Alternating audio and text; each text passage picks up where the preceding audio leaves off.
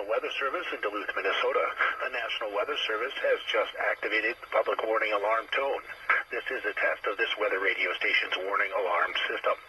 During potentially dangerous weather situations, specially built receivers are automatically activated by this signal to warn of the impending hazard. Tests of these receivers and this alarm system are normally conducted by the National Weather Service office in Duluth, Minnesota each Wednesday around noon. When there is a threat of or existing severe weather in the area, this test will be postponed until the next available good weather day. This concludes the test of this weather radio station. We now return to our regular programming.